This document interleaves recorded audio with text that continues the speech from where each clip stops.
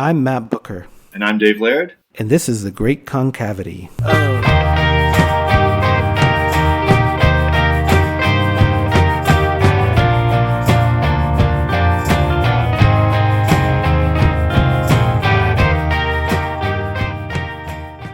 Nice. Well, welcome everybody to the second episode of The Great Concavity. Matt, how's it going down in Austin? Pretty well, Dave.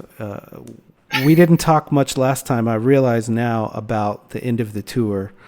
And that's true, yeah. We mentioned it a bit and said it's a possible topic direction, so that's where we're going tonight. I think we should explore that a little more in depth here today. Definitely.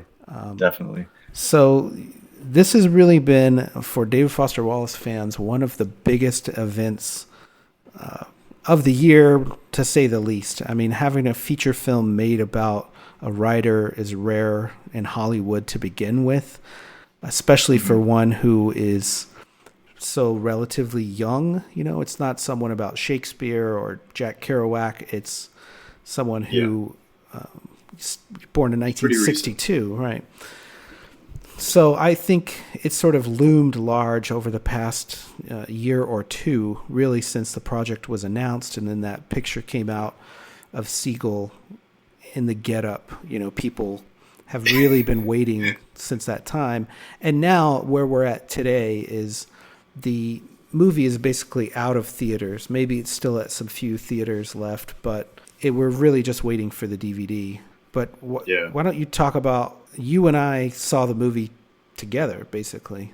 We did, yeah. We got an advanced screening at the second annual Wallace Conference, which we talked about a bit last episode, which was pretty incredible, and kind of I think you mentioned kind of a highlight or kind of a cohesive moment at the conference, that we all these people from all over North America and Australia and the UK and a bunch of other places got to watch this film together. And like you said, it's been pretty highly anticipated by people who are interested in Wallace and who feel invested in Wallace and how he's portrayed in popular culture. So we went to this very old historic theater in Bloomington Normal, Illinois, and got a private screening. I think they invited people from the community as well, from their film club or whatever, so that was cool. And then, so we watched the film, and then James Ponsoldt, the director, came on through Skype and did a Q&A for about an hour or so. And that was for me, a really cool insight into seeing sort of his process a bit and seeing his approach to how he wanted to portray Wallace. And I don't know about you, Matt, but I had some anxiety before seeing the film. Like, I was a bit nervous about how it would sort of go down. Did you sort of have that before the film? Oh, yeah. Oh, yeah, of course. And my first time seeing the film was not that time, but a few weeks before.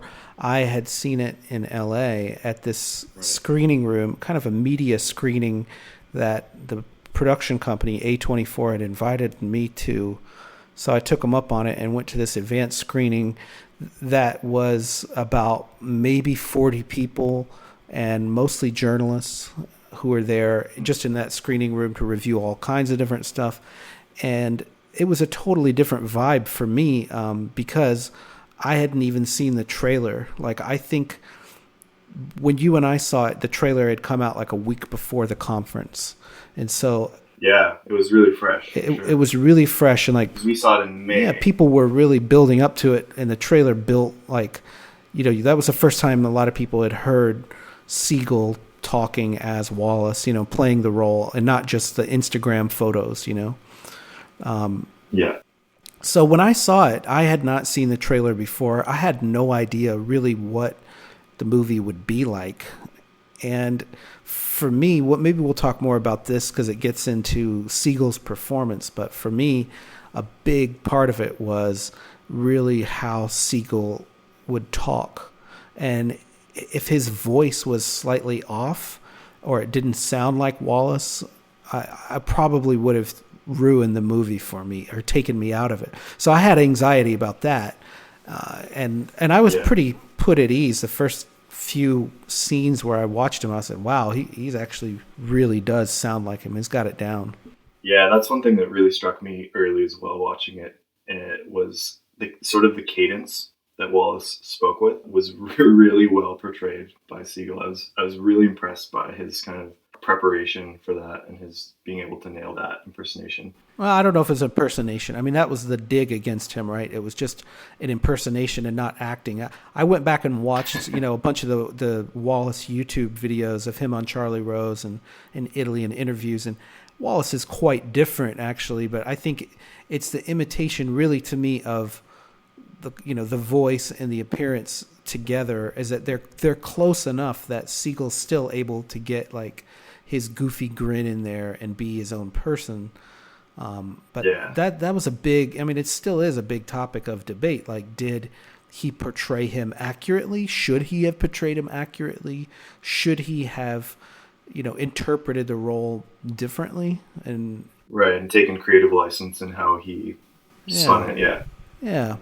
So, I mean, there's a lot of issues with that. But the first time I saw the film, I was very anxious, almost the whole time. Sweating. Well, I'm sweaty. Just because I felt like I was struggling to enjoy it as a movie, and I was like, I liked it as a movie. I thought, wow, this is really going well. But I was thinking, like, wow, am I really just saying that because I know I'm going to have to talk about this later and explain it to people? Or can I sort of unselfconsciously just sit back and watch this film? And it was very hard for me to, like, let go of my self-consciousness and just enjoy it. By the second time I saw it in normal, I was able to do that. But I don't know did you have any of that, just sweating, or did you just like let go and enjoy it? I had a pretty similar experience. I've only seen it the one time. I haven't seen it since. It never actually made it to the city that I live in because it's pretty small and we don't get all of the smaller indie films all the time.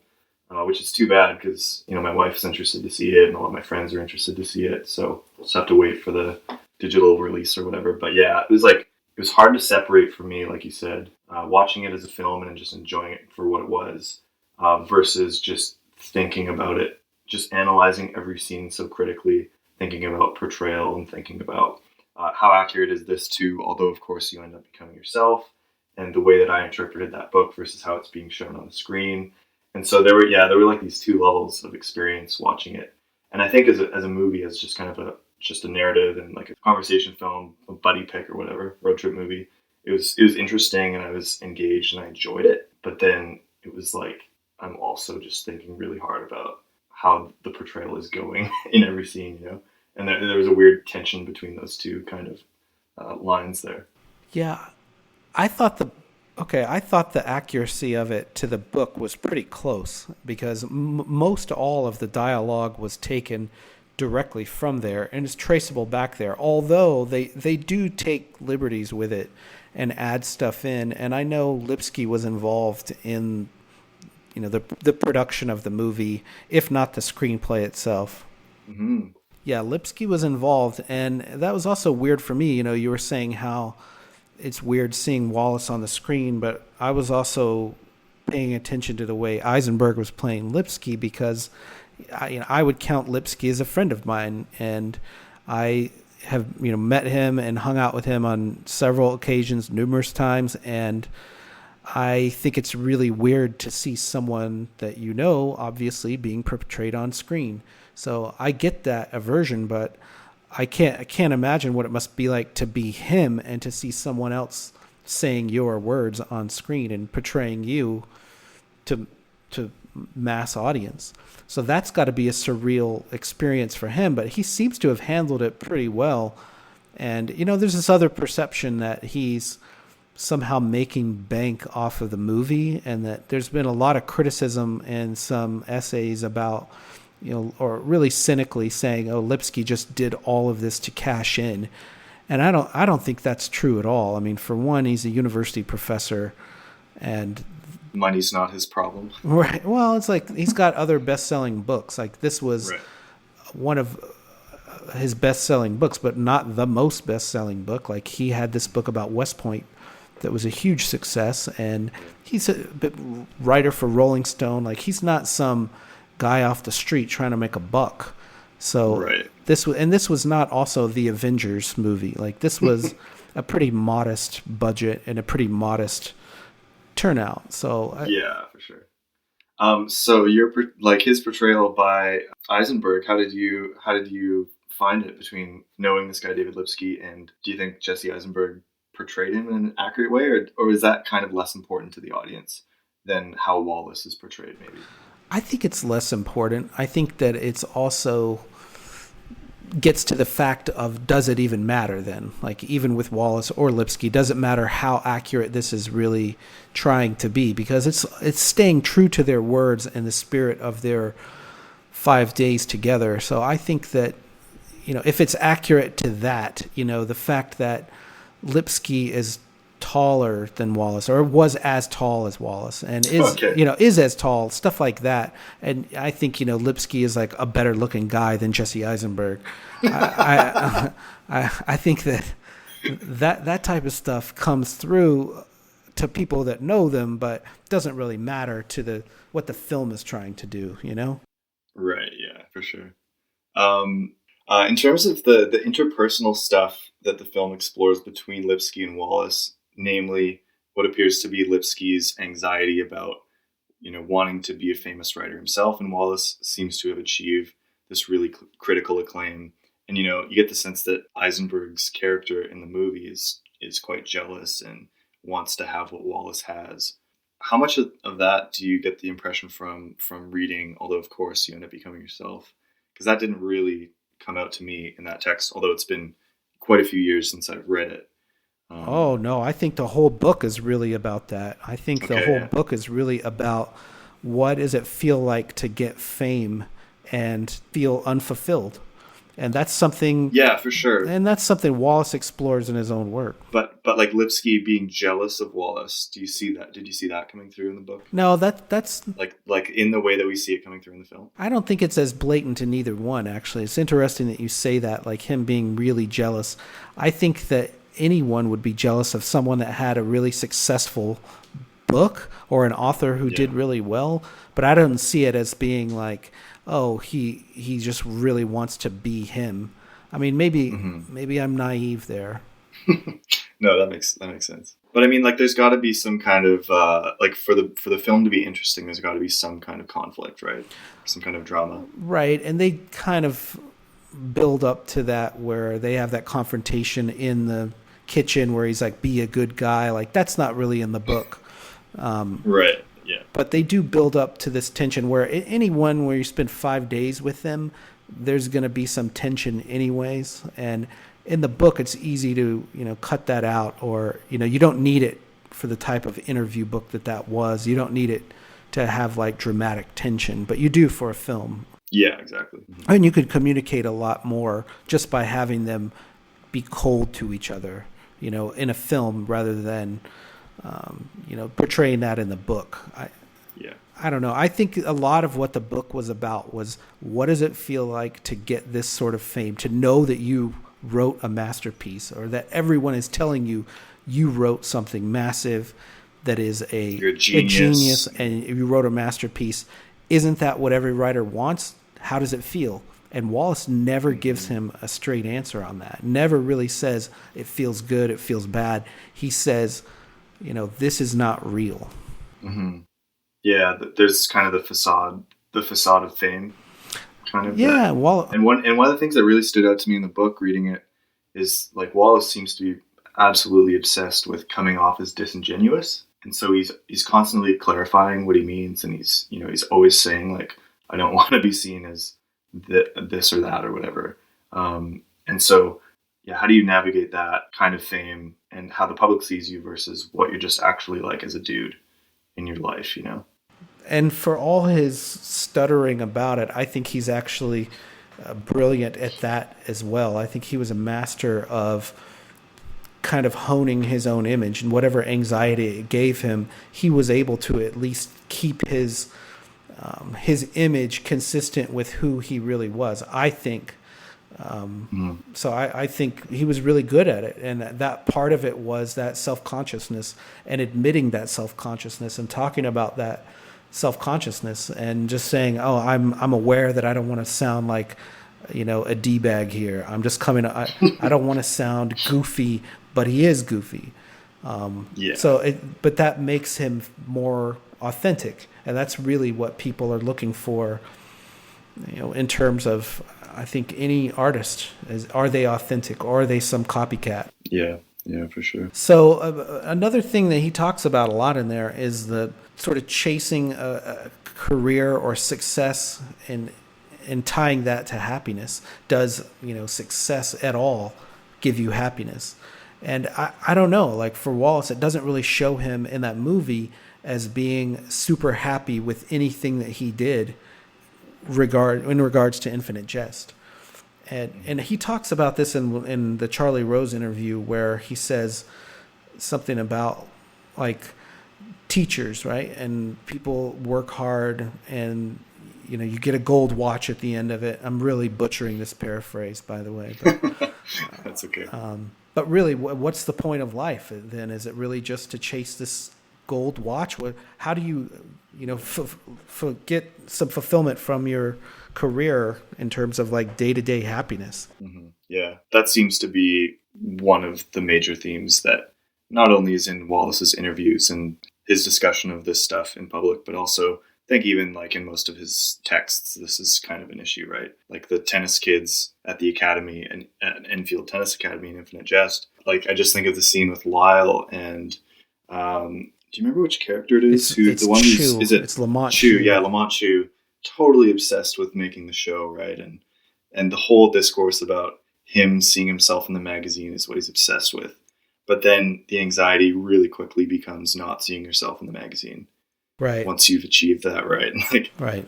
Wallace is very conscious of those kinds of things. And like you said, like what is it that equates to ultimate happiness and fulfillment? And they talk about that. Lipsky brings it up in the book. He asks him about the Lamont Chu thing and reads him directly from it, saying like, oh, this sounds like your experience with being a writer and publishing. And Wallace hedges on that. He doesn't want to commit to anything there.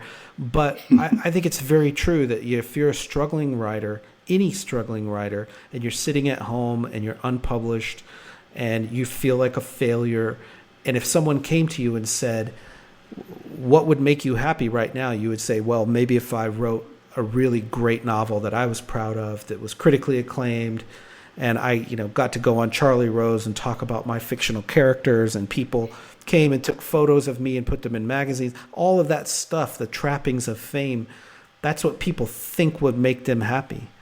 And yeah, it's still true. Like, I don't know that any of this lesson has really sunk in from Wallace's fiction. I think a lot of it is still part of our, consumeristic culture and this materialism around fame and internet celebrities, and people are wanting to, get that fame still, even though everyone who's had it will tell you it's hollow, it's empty. Yeah, there is an insanely weird tension between those two things because, it's pretty clear from if you follow any kind of celebrity gossip or whatever, that like a lot of these people who are really rich and really famous are fairly unhappy. And that's not all of them. And it certainly doesn't mean that like all of them have clinical depression issues or whatever. But like, yeah, we all know that if you get famous and rich, it doesn't make you happy.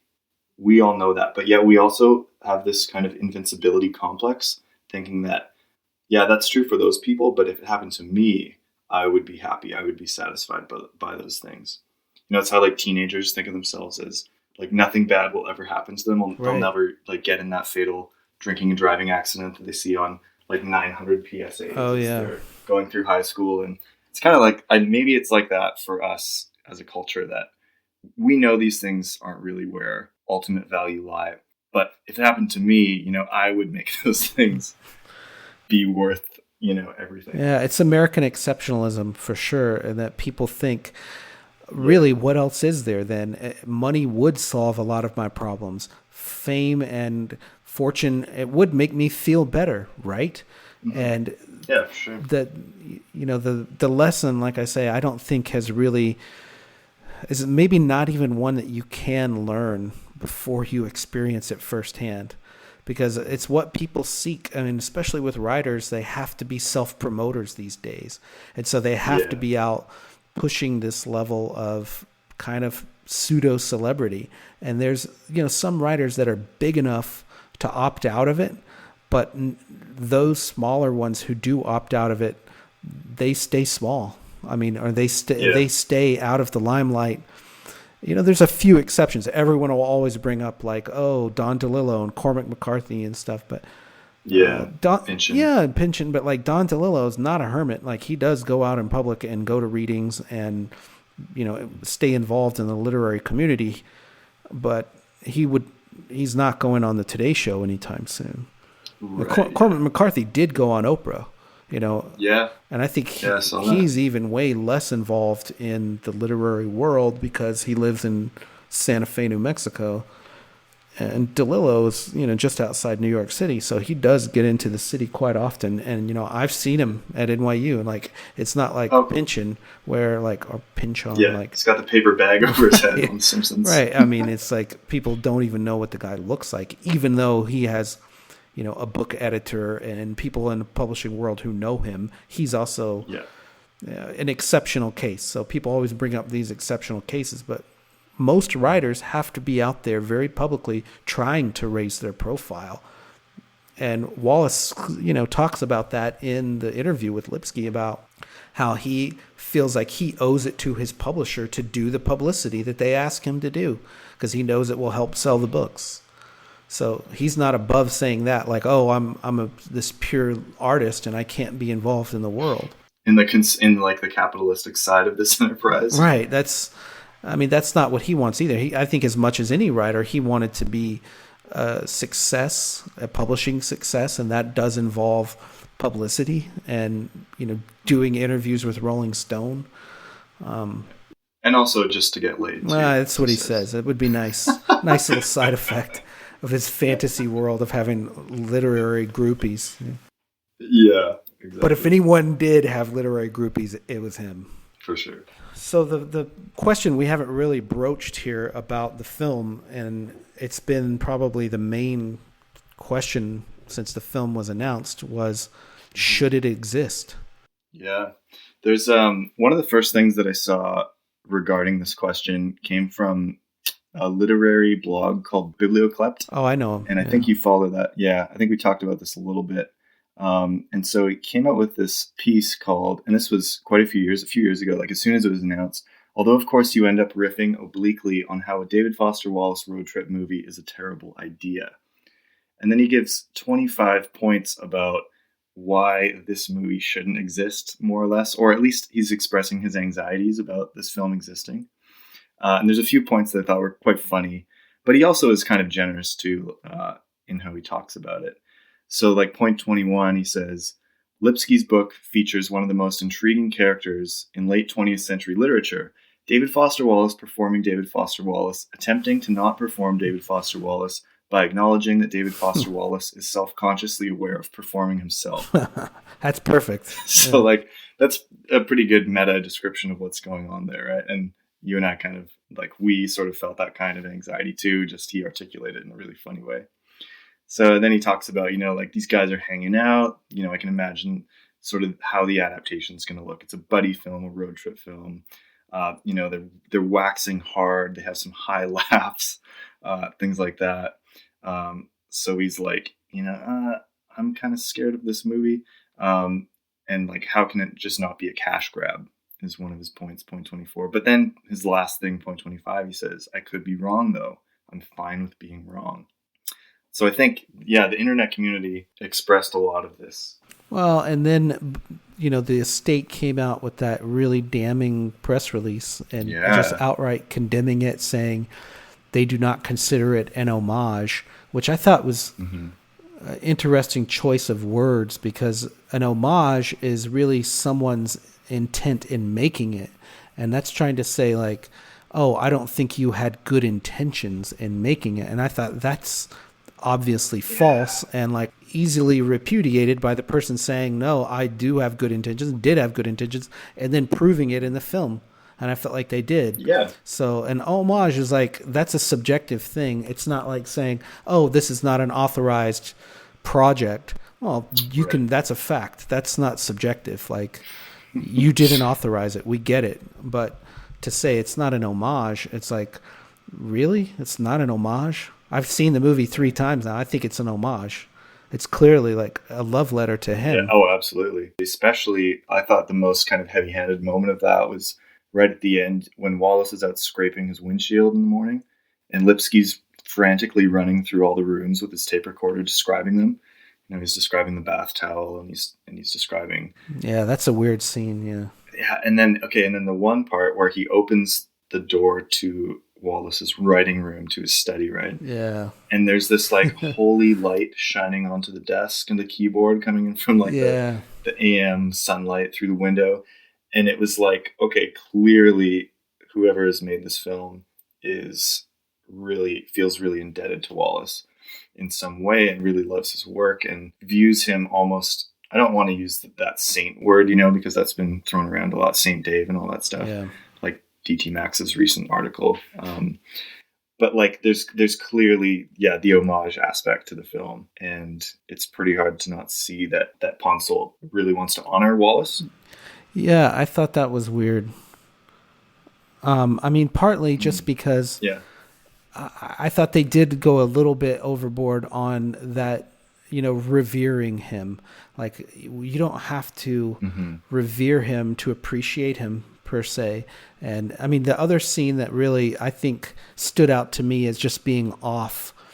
And that didn't really even feel off to me. It was a little, because it was so short, right? He peeks into that room for a minute and doesn't really go in. And I think that's true in real life. I don't think Lipsky really went in that room. We'll have to ask him. I don't know. Right. Because didn't Wallace say, didn't he say that it's like off limits or something? Something like that. Don't go in there. Yeah. It's like you can't go in there, but then he takes a peek anyway. But no, the scene at the end where he's dancing at the church and, the same heavenly light is coming in, and it's sort of like Eisenberg, Lipsky is supposed to be imagining, like, what is Wallace like dancing, and that's sort of what Lipsky's imagining. Yeah. But I think some people interpreted that as like, this is what it looks like of like Wallace in heaven.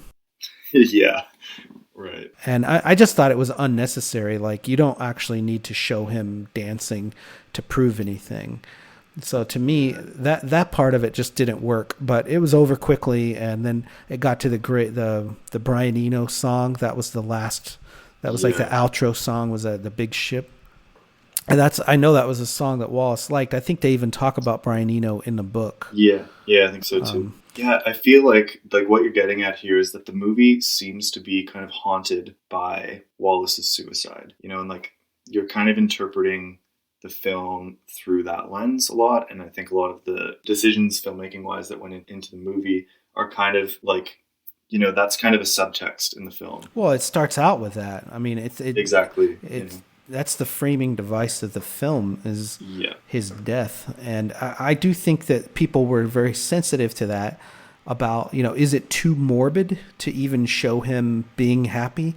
And I think it affected Segel's performance in some way to say, is he being too sad? Is he being too happy? How do you play it? It's tough to play the role, overall in the course of the film and say, in the end, are you being too sad to try to dramatize his depression? Or are you playing him too happy to overcompensate for not dramatizing his depression?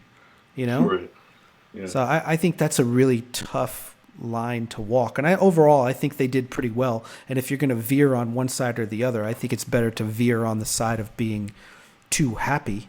What was your impression? Did you think Segel was too happy or too sad in that role?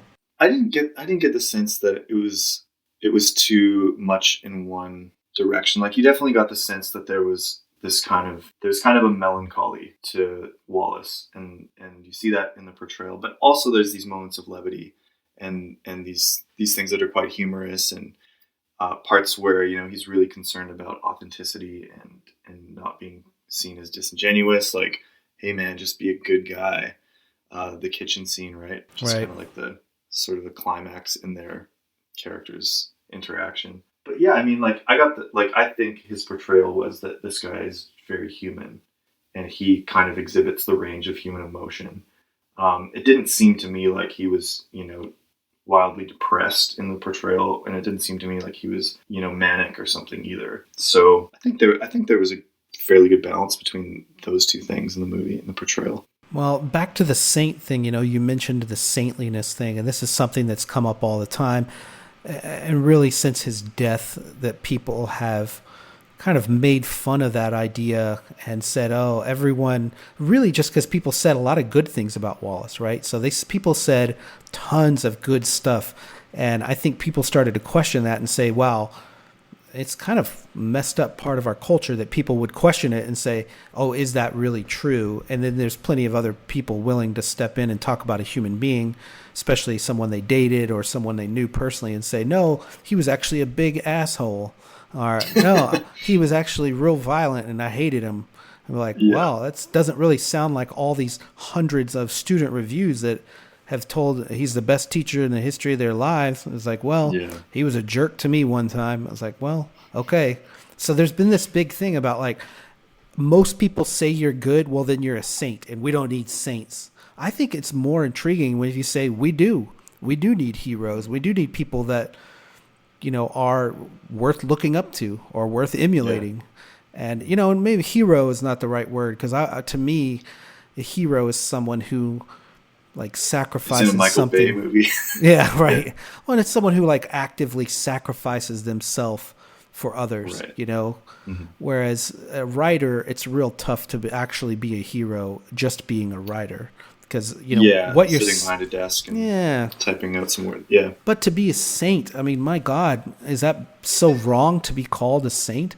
But there's all of this active pushback on that to say, no, we don't need to worship him. And it's like, no one's really worshiping him. There's right. people who admire him and who said good things about him, said, oh, he really did, sacrifice for other people in little ways, maybe not in big ways. He really did. Petty little unsexy ways. Exactly. And I mean, there's tons of stories where, his agent Bonnie Nadell tells a good story about, the day before Christmas, he's in line at the post office to mail back a signed copy of a book to someone who wrote to him to request it signed, at his own expense to pay for it to be mailed back. He would still sign the copy, mail it out as quickly as possible, or, wait in line at the post office to do it when he should be at home writing. And, it was little things like that. Everyone who wrote to him got a response. Yeah, that's pretty impressive. I mean, it's really impressive. Like, I don't know too many other writers who have that kind of ethic. And he did it not to get attention and so people would say good things. He did it because he felt like it was the right thing to do. And so it's little stuff like that where people came out after his death and said all of this great stuff that he did, and now he has a reputation of being a saint. I mean, that's stupid for its own sake, but it's not wrong to say someone was good in life. Like what? Right. Yeah. There's backlash to that. Like, oh, you were too good. Can't win, man. Yeah.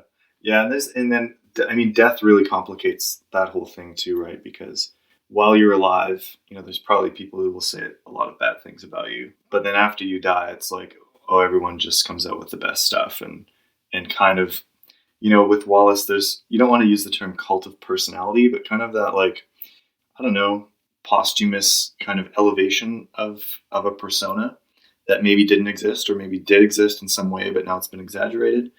And I wonder, to what extent that factors into I'm sure Wallace it's a part specifically, of it. Right? Oh, yeah. I'm sure it's a part of it. And, the suicide part of it, too. It's not like he died in a car crash. I mean, the suicide part of it, too, is I think people, the narrative of his life story really came out after his death, and that I had no idea. I followed his whole career, from back into the mid-'90s, and I had no idea that he was really clinically depressed and had, been on antidepressants his, whole adult life. I had no idea about that. Yeah, and had electroshock therapy and all that stuff too. I mean, that was really shocking to me when all those stories came out about, specific drugs that he had been on. I remember his father gave an interview to the New York Times, and I was really shocked at it because he seemed, I wouldn't say totally happy, but pretty well adjusted, and he seemed, not depressed, at least, in his public persona. No one would peg him.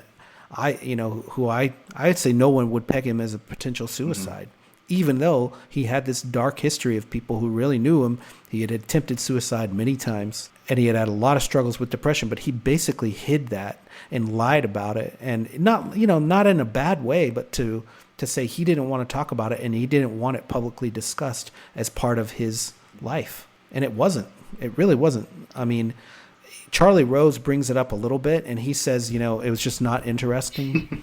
And so that's his way of putting it off, that and it's true, like he didn't do heroin and he didn't do, maybe the sexy side of addiction. And he was really addicted to, marijuana and some alcohol, drinking and TV, right? But he didn't want to get up there and talk about AA. I mean, the whole point of it is that it's anonymous. Mm-hmm. Yeah, exactly. So I think, the people that we have in our culture to look up to, who are artists and writers and musicians and filmmakers, there's always a tendency to try to tear them down and to try to say they're not only human like us, they're actually worse than us. They're actually failures. They're actual like terrible people, and I don't want anything to do with them. And there's plenty of that with writers who are really popular, who are really famous. I mean, Friends and tons of backlash against him, maybe rightfully so, maybe some of it not, surely not all of it. Yeah. But anyone who gets enough fame and success, people absolutely will hate them. And I mean, that to me is just an ever constant in our lives. Mm-hmm. Yeah. Well, I'm trying to think. We've touched on the whole fact. We didn't go too far into should the film exist, and that clearly I think David Lipsky has a legal right to tell his story. Yeah. And the state clearly was not able to stop him from telling his story, which happened to involve a public figure. Right. But I wrote a little thing this summer about this, and I kind of mentioned it in there, I think, where I said something like, I truly believe like David Foster Wallace belongs to the world now. And like his works are in the public domain, not in the public domain, and they should be protected by copyright.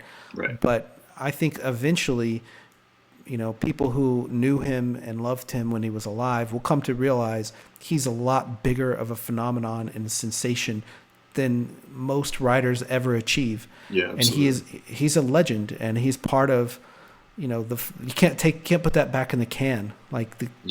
It's already out of the bag. He is part of the world's cultural history in a way that, like I say, it's very rare that someone who achieved that. Yeah. Do you think that a film about David Foster Wallace was inevitable? Oh yeah. I think so. I think so. Like it was just a matter of time before someone did it, right? Yeah, and I'm just glad that the people who did it, at least first, were people who were clearly fans. Yeah. And did a really loving portrayal of him, and it was not something that was like, oh, we're going to show you the dark side too. Mm-hmm. Or and I'm glad it didn't like end with his death. Like that kind of biopic, that'd be really off-putting. That would have been really distasteful. Like there's no good way to do that. Yeah. And I mean, to me, that movie might be made someday. I don't know. Yeah. I hope not. Probably not while... Like they make an adaptation of the DT Max biography, front to back, I don't think that'll happen. No, of course not, but it would be terrible if it did. It would be terrible. It'd be terrible, and I don't think it would make a great film. No. But I think, a whole generation of people would have to die off before that would even be a possibility. But I think other people will want to adapt his works, right? And well, yeah. Like someone has read Symphony of Jest. Michael Schur, I think. Michael Schur. Yeah, right. But it hasn't worked out well. Like the Krasinski movie, I think was pretty bad. It was pretty terrible. Yeah. It was pretty bad. I mean, I appreciate that would be hard to make into a film because it's got something of a cohesive theme, right? With all these interviews, but then it's not really like an overarching narrative. So to try and fit that into fit characters into that and kind of a storyline into that. I appreciate that was a tough job. And I think it's cool that he set off to try and make that book into a movie and not something, like Broom of the System would be weird, but at least cohesive there's narrative, right? An arc to it. Here's why I'm pretty harsh on it is that I think it was aiming for a certain target and missed that target.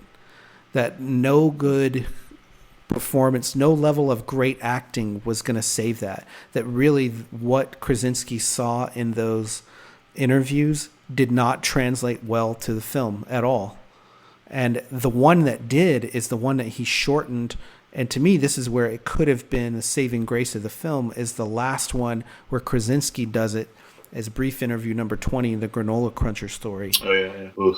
And that was sort of supposed to be the climax of the film. But by that point, it was so buried in these kind of dry, hung together artificial performances that I think that part of it was lost. So I do think there was a good bit there. I wish that part of it had gotten more attention. And you're right, though. He just couldn't figure out a way to make it into a coherent film. I mean, the thing about the grad student traveling around, the silent grad student, like that, it just didn't work. It's been quite a while since I saw it, so I don't remember a lot of the particulars of it, but it'd be interesting to revisit it and see what I think of it now, so many years later. But Wallace did give his blessing for that, and I think that other people will come along and try to adapt his work into films. You know, there was a guy for a long time trying to make Oblivion, the short story, into a movie, and he still might do it. Yeah. And then there was the stage play at the... Right. In New York, right? Yeah, the supposedly fun thing. It was a one-man kind of monologue stage play, and I would have loved to have seen that. Yeah. But it got really good reviews, so I know he had permission from the estate to do that. So yeah. I think we'll be in for more artwork and media and films because people love his work and really love him. Mm-hmm. And like we talked about this last episode, but just the prolificacy of pop culture references there are to Wallace now. It's snowballing. Yeah, I agree. And it's probably not going to stop anytime soon. No. Because he's got this like hip kind of cachet as a young writer who identified some things about North American culture that are really present in a lot of our lives, right? You know, that idea of like where he talks about all of his friends are wildly educated, come from wealthy families. They're not hard up for money or for, you know, anything like that. But yet there's just this weird underlying sadness that no one can really identify what the cause of it is, you know? And so like he gets at these kind of problems, these universal problems that a lot of people are feeling. Well, and what's interesting to me about that is that it's been almost 20 years. I mean, Infinite Jest came out almost 20 years ago, and there's really have been very few writers who have achieved that same level of, you know, cultural standing, especially novelists are, you know, just not the part of the culture the way that it used to be. Franzen is the other exception, I would say, because he's been on the cover of Time magazine and stuff like that. Like his books have been, you know, in part of the cultural discourse, whether you love him or hate him. He's gotten that kind of attention, although he's not the hip and cool person that Wallace was, right? So yeah. That's not really the cultural cachet. Like he has not become shorthand for much else besides being kind of grouchy. Yeah. Publicity, man, you know, got to think about it. He still sells a lot of books. I think he made $5 million off Freedom. Oh yeah, that's pretty good. I think maybe Purity was. I mean, he's getting 7-figure advances on all of his books. Like, he pretty well made it, dude. Yeah. Speaking of the 20th anniversary of Infinite Jest, have you seen some of the covers that they did a contest for? Yes. Fan covers for the 20th anniversary edition. Have you seen some of those around? Yes, I've been looking at them on... Chris Ayers has been posting a lot of those. Yeah, Chris has been collecting them on his Tumblr, pooruricentertainment.tumblr.com. Yeah, and he's the guy who has come out with all of the James O. Incandenza movie posters. So if you've seen those around the internet, he's a guy out of Arizona who was at the conference in May, and he did a presentation showing all of those posters. So now he's collecting all of these submissions and putting them on his site. Very worth checking out. There's some really interesting ones. And the publisher, Little Brown, said they were going to announce the winner on or about October 1st. And tomorrow's October 12th. And so I'm really hoping... And no word yet. No word yet. So I'm really hoping this week we see who wins that contest because, you know, not only do you get $1,000 prize, you also get your winning design on the cover of a book that's going to sell a lot of copies and you know be part of this cultural history that we're talking about. So I think it's a really exciting contest. I'm glad they did it. Yeah, that's cool. I'm curious to hear. I don't know who is writing the introduction to that book. Yeah, I haven't heard anything about that either. I hope they take out the Dave Eggers one, which will be a little dated by now. Sure. And then replace it with a new one. But I don't know who they will get to do that. Yeah. You know, it's fun. That introduction by Dave Eggers is quite funny because I read the book in 2007, and at the time I just turned 25. I just finished my Bachelor of Arts degree, and I was just going into my education degree. And, you know, he's like, this book appeals to a pretty specific audience. Most of them are male, about 25, probably have, you know, at least an undergraduate degrry. And this description was just so aptly applied to me that I most felt, of them named Dave. And yeah, exactly. And I just felt like a stereotype or something, which was really dehumanizing, but also like, okay, so I'm in company that's kind of similar to me. I guess that's worth something. That's kind of encouraging, actually, to say. Yeah. Hey, they know their market at least. Yeah, they've hit the target market well here. Well, that's the stereotype, but I will say I think it's wrong. Sure. And I think that at least 50% of the fans that I have met over the past 15, 20 years of being involved in this community of DFW fans, at least half of them are female. Yeah, exactly. So this perception that it's all men and they're all young white dudes with college degrees, totally wrong. Yeah, absolutely. There's certainly a lot more at certain stages of like academia or, you know, in Twitter or something, but in the real world and especially on our email list, which, you know, is pretty non-exclusive. Anyone can sign up. You know, we have a ton of women. Even Canadians. Even Canadians are allowed. Yeah. Thank you. We have a ton of women at all different ages of life who have found, you know, a ton of value in Wallace's work and want to talk about it. So I don't really like that stereotype, and I don't buy into it.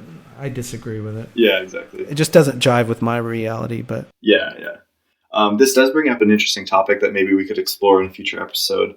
One of the major Wallace scholars, Mary Kay Holland, brought this up at a conference, the one in Paris, that no one really seems to be, at least in scholarship, talking much about feminism and Wallace. You know, how would a feminist approach read some of Wallace's texts? And, you know, she brought up the idea that he always refers to, when he's talking about the reader, he always refers to the reader as she or her, you know, in interviews and various other places. But yet there seems to be maybe, and some people might say, some kind of misogyny to some extent in some of Wallace's work, maybe like the earlier stuff particularly. And that's kind of an interesting thing maybe to talk about academically. Well, funny you should bring this up, because at the conference I had a good long conversation with a scholar named Danielle Ely, and Danielle is writing her thesis on this very topic. Right. Yeah. So let's follow up on that. You and I will have a lot more to talk, because I think it's a really important part of the scholarship, but also for the popular perception of his work and his fans. So yeah. I'm hoping we'll find time. We'll talk about that in greater depth. Absolutely. So Matt, any final thoughts here on the end of the tour? Well, my final thought on the movie is that I judge it by what it was trying to do, and I think in that regard it was very successful. Mm-hmm. And I enjoyed it each time that I saw it, and I will see it again. I will gladly sit through it and watch it again and discover something new in it. I do think there's some criticism of it that says, Wallace fans wanted it to be more about his work. Mm-hmm. And I never really felt that way, or they wanted it to be more, you know, intellectual, philosophical with bigger words. I never felt that way. I think that if you judge it not by what you were hoping it would be, but by what it actually is, then I think most people are going to give it a pretty favorable rating. And really, for me, the big question is, how do we perceive it, you know, 5 years from now or 10 years from now? And especially if Jason Segel is nominated for an Oscar. If Jason Segel is nominated for an Oscar, then we're going to see a lot more of him, and it's going to be really, really surreal to see, you know, that clip being played at the Oscars. Yeah. And I mean, I think there's a good chance he could get a nomination. Mm-hmm. And it's going to be interesting to see if there's, backlash to the backlash. Meta-lash. And really, right, and really how that affects him. Like, because then the rest of his life, he will be asked about David Foster Wallace. Yeah.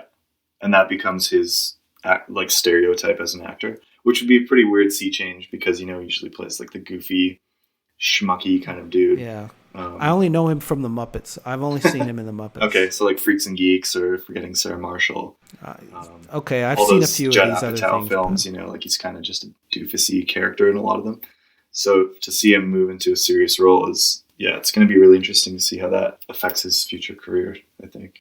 But that's my final thought. Dave, any final thought for you on the film? Yeah, like I said, I was a bit nervous. I was pretty nervous about it going into it. Because I don't have any kind of claim whatsoever over Wallace, or like I have no ownership over Wallace, but I do feel like I've spent a lot of time reading his work, and I've spent a lot of time talking about his work to my friends and family, and I care a lot about what he's done, and so I was pretty sketched out by the whole thing. But my overall sort of sentiment about it is that I was quite pleasantly surprised by the film, and I think it'll be something that I'm actually, excited to show my friends, like, hey, here's this movie about this writer that I always talk about. And even if you've never read anything by him, you might get a sense of sort of the themes that he was working with or the things that motivated him as a writer. And here's a bit of a glimpse into his humanity as well. And I think the film captured some of that in interesting ways. So overall, yeah, I think this film is enjoyable, and I think it's something that I would be happy to show to people who are at least even mildly interested in Wallace. I agree. I think that's a fair assessment, and I have no doubt that it will bring more people to his work, which has got to be a good thing. It also helped too for me that the Skype interview that Ponsoldt did right after the film with the audience. I got a great impression of him, that he really set out to do something that was honoring, that was authentic, and just the vibe that I got from him as a person really put me at ease too about the whole enterprise. And so, this stuff all gets really complicated when you think about like the death of the author and Bart and writer intention and all that kind of stuff, right? But just on a human level, I felt like pretty good about the whole thing afterwards. No, I thought he came across as very down to earth and totally really sincere and really passionate about this project. And what more could you want? It was really great. Yeah, totally. Well, that's awesome. That's the end of the tour. Matt, you're in publishing, so just curious, do you happen to know, since the film came out, what Wallace book sales have done? Have you seen or heard anything about that? Has there been a spike? I don't know. I have no idea about publishing sales. We would have to ask Little Brown or something, but I'm sure that it's gone up a bit. Probably for Lipsky's book, I know that it was on some regional bestseller book lists again. So I think probably Lipsky's book has benefited from it as much as Infinite Jest. Yeah. But that's probably going to increase more with the 20th anniversary coming out in February. Mm-hmm. For sure. And it's going to have an awesome cover. Whatever it is. I hope so. Whatever it is, yeah, they all look great. So, Matt, it's been great talking to you. I always enjoy this. All right, until next time. It also occurred to me this week that the fact that you're in publishing and you've invested your career in the literary world is so fantastically ironic with your last name. And it reminded me of that Seinfeld episode with Bookman. Yes. Jerry's got the book that's been out for 20 years. Yes. Well, also, I don't know if you know this, but Jerry Seinfeld's dad worked in the sign business, like hanging signs, like big highway traffic signs. Seinfeld. Total coincidence, but like his last name, it was like Seinfeld Signs. Isn't that weird? Oh yeah, yeah. So you just chuck a G and an N in there, and it's and you're in business. Right. That's funny. So most people don't get the connection you just picked up on, which is in German. My last name means books. They just think it means butcher. Like, I just get butcher, which would be great if I was a professional, like, meat carver, but... Just cleaving the stuff. Yeah, exactly. No, it's German, and Bücher, right? And it means books. Oh, yeah. And it means books. Well, right on. That's great, Matt. We'd like to, again, as usual, thank the visual artist Robyn O'Neil for letting us use her amazing piece for our icon, as well as the band Parquet Courts for letting us use their song Instant Disassembly from the album Sunbathing Animal. And if you'd like to get in touch with us here at the Great Concavity, we're on Twitter at Concavity Show, or if you want to send us an email, we're at concavityshow@gmail.com. Catch me